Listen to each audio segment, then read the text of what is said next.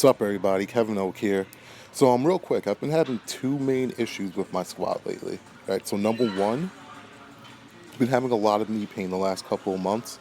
I just wasn't really sure why. Usually, when you get knee pain, it's usually because of either just tight quads or tight hips. It's usually not your actual knee that's the issue. It's something that's putting a lot of stress on your knee.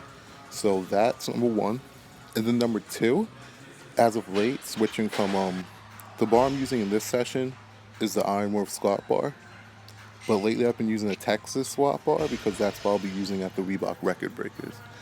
Now the thing with the Texas one is I can usually get away with not really pulling it as far down my traps. And I've kind of been noticing that I've just been leaning forward a little too much or kind of just going back to my toes.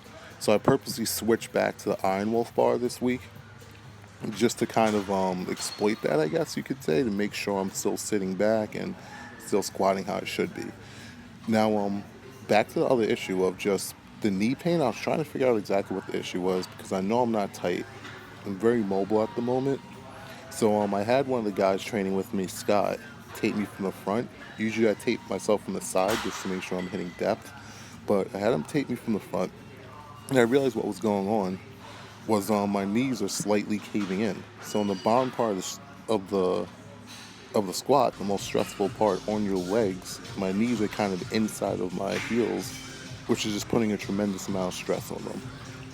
So to kind of alleviate that, what I did was I mainly try to keep everything from the knees up exactly where it was, but I just brought my heels in about an inch to an inch and a half, just so at the very least they're directly under my knees when I'm at the bottom of my squat instead of outwards. So when I made that switch, I did notice the knee pain went away immediately, which was good, and I did feel a lot more powerful coming out of the bottom.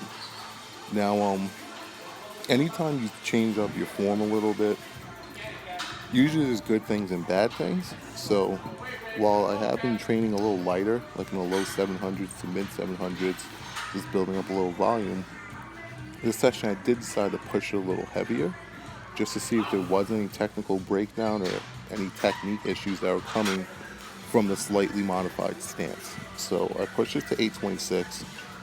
The 716 and the 772 before that ended up fine, which was great.